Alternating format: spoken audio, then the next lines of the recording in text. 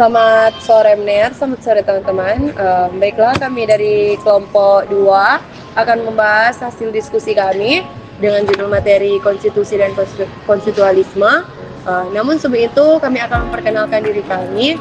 Perkenalkan, nama saya Marcelo Ani dengan NIM akhir 321 selaku moderator.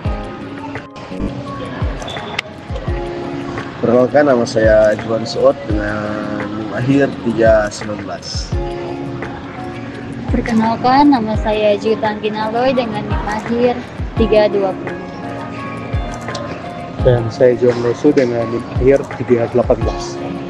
Baik, selanjutnya kita masuk dalam pengertian konstitusi dan konstitualisme. Kalau konstitusi adalah seperangkat aturan dasar yang menjadi landasan dalam penyelenggaraan negara. Aturan ini mengatur hubungan antar lembaga-lembaga negara, hak dan kewajiban warga negara. Setiap prinsip-prinsip dasar pemerintahan, konstitusi juga merupakan sumber hukum yang tertinggi yang menjadi acuan dalam pembentukan peraturan perundang-undangan di wilayah. Selanjutnya kita masuk dalam pengertian konstitualisme. Konstitualisme adalah suatu paham atau prinsip yang menegakkan bahwa kekuatan negara harus dijalankan berdasarkan konstitusi dan kekuasaan tersebut harus dibatasi agar tidak disalahgunakan. Konstitualisme menjamin bahwa tidak ada kekuasaan yang absolut dan semua tindakan pemerintahan harus sesuai dengan hukum yang berlaku. Baik, kami akan masuk pada diskusi atau pengembangan dari kelompok kami. Baik, saya akan bertanya kepada saudara Juan Losu. Pertanyaannya tentang mengenai konstitusi dan konstitualisme. Coba saudara jelaskan contoh saran formal apa saja yang dapat mewujudkan konstitualisme. Coba saudara jelaskan.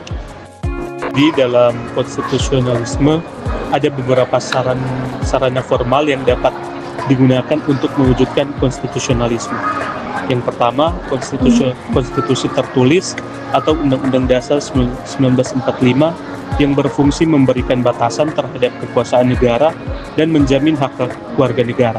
Yang kedua, lembaga negara konstitusi atau MK yang bersifat melindungi prinsip konstitusionalisme dari pelanggaran hukum. Baik, itu jawaban dari Juan Losu. Saya akan bertanya soal yang kedua lagi soal yang terakhir buat Juan Losu. Soalnya tentang apakah konstitualisme dapat tetap terjaga hanya dengan adanya konstitusi tertulis tanpa adanya budaya politik yang mendukung. Baiklah, untuk pertanyaan yang kedua, sebenarnya konstitusionalisme tidak dapat benar-benar terjaga hanya dengan adanya konstitusi tertulis tanpa budaya politik yang mendukung.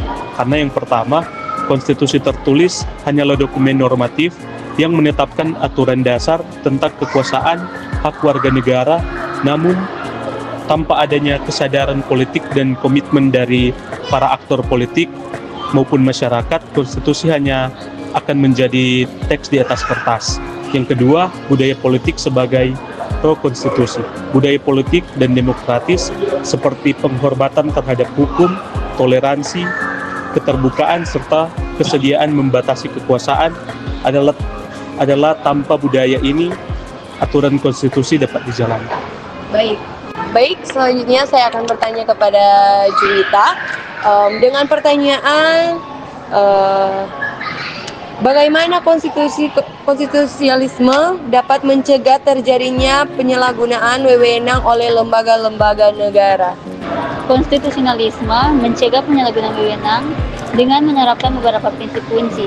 Yang pertama, pembatasan kekuasaan. Konstitusi menetapkan batas-batas yang jelas terhadap kekuasaan negara. Lembaga-lembaga seperti eksekutif, legislatif, dan yudikatif tidak bisa bertindak di luar wewenang yang diberikan oleh konstitusi. Yang kedua, ada pemisahan kekuasaan atau trias politika. Konstitusionalisme memisahkan kekuasaan menjadi 3 cabang utama, yaitu eksekutif, legislatif, dan yudikatif, agar saling mengawasi dan menyeimbangkan. Yang ketiga ada supremasi hukum atau rule of law. Prinsip ini menegaskan bahwa semua orang termasuk pejabat negara tunduk pada hukum. Konstitusi adalah hukum tertinggi yang harus dipatuhi. Dengan demikian, setiap tindakan atau kebijakan pemerintah harus memiliki dasar hukum yang jelas dan tidak boleh sewenang-wenang. Baik, itulah jawaban dari Juwita. Pertanyaan yang pertama. Selanjutnya kita masuk pada pertanyaan yang kedua. Nah, sejauh mana prinsip-prinsip konstitusionalisme menjamin hak-hak rakyat sebagai warga negara? Menurut dari Juwita ya. Konstitusionalisme menjamin hak-hak rakyat secara fundamental dengan cara pengakuan dan perlindungan hak asasi manusia. Konstitusi seringkali memuat bab atau pasal-pasal khusus yang secara eksplisit mencantumkan HAM seperti hak untuk hidup, kebebasan berpendapat, dan hak atas pendidikan.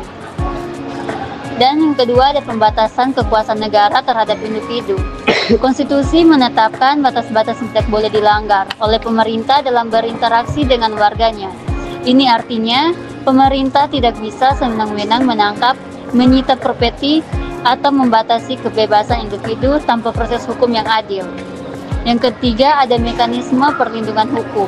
Konstitusionalisme menyediakan mekanisme hukum bagi rakyat untuk menuntut hak-haknya, misalnya melalui Mahkamah Konstitusi yang bisa membatalkan undang-undang yang bertentangan dengan konstitusi atau memberikan jalur hukum bagi warga negara untuk menggugat tindakan pemerintah yang merugikan mereka. Ini memastikan bahwa perlindungan hak bukan hanya teori, tetapi juga bisa diimplementasikan secara nyata. Baiklah, selanjutnya saya akan bertanya kepada Juan Suot. Dengan pertanyaannya, apa tindakan konstitusi terhadap pelanggaran HAM yang terjadi saat aksi demonstrasi? Coba Juan jelaskan. Baik, saya akan menjawab pertanyaan dari Marcella. Nah, jadi poin pertama itu menyediakan landasan hukum. Konstitusi biasanya memberikan landasan hukum yang jelas mengenai hak untuk berkumpul dan berekspresi. Nah, jika ada pelanggaran terhadap hak-hak ini selama demonstrasi, maka konstitusi dapat dijadikan dasar untuk menuntut pertanggungjawaban. Nah, dan poin kedua itu pengawasan oleh lembaga negara. Jadi, konstitusi seringkali mengatur pembentukan lembaga-lembaga independen yang bertugas mengawasi pelaksanaan HAM, seperti Komisi Nasional Hak Asasi Manusia. Lembaga-lembaga ini dapat melakukan investigasi terhadap pelanggaran HAM yang terjadi selama aksi demonstrasi. Dan poin ketiga itu proses peradilan. Nah, jika terjadi pelanggaran HAM, individu atau kelompok yang dirugikan dapat mengajukan gugatan ke pengadilan. Konstitusi memberikan hak warga negara untuk mencari keadilan melalui jalur hukum. Ya, itu pertanyaan-pertanyaan saya kepada mereka bertiga. Selanjutnya saya akan mengambil kesimpulan ya dari jawaban-jawaban dari mereka. Jadi kesimpulan dari konstitusi dan konstitusionalisme itu, yang pertama itu konstitusi merupakan hukum dasar tertinggi yang mengatur struktur kekuasaan negara, sistem pemerintahan, serta hak dan kewajiban warga negara. Dalam sejarah ketatanegaraan Indonesia, konstitusi telah mengalami beberapa fase. Yang pertama itu Undang-Undang 1945 sampai 1949 dan Konstitusi RIS 1949 sampai 1950, dan juga ada UUDS 1950 sampai 1959. Kembali ke Undang-Undang 1945 sampai sekarang. Setelah itu, konstitusi juga dibedakan menjadi rigid atau sulit diubah, dan fleksibel atau mudah diubah, tergantung pada proses perubahan yang ditentukan. Jadi, dan juga konstitusi dan konstitusionalisme saling berkaitan. Konstitusi adalah alat, sedangkan konstitusionalisme adalah tujuannya. Konstitusi ini bisa saja tanpa konstitusionalisme, misalnya negara otoriter. Dan konstitusionalisme hanya bisa hidup jika ada konstitusi yang dilaksanakan secara konsisten. Dengan demikian, pemahaman dan pelaksanaan konstitusi harus disertai semangat konstitusionalisme agar negara benar-benar berjalan berdasarkan hukum, demonstrasi, dan menjamin hak-hak rakyat secara adil. Itulah hasil diskusi kami, dan sekian, terima kasih.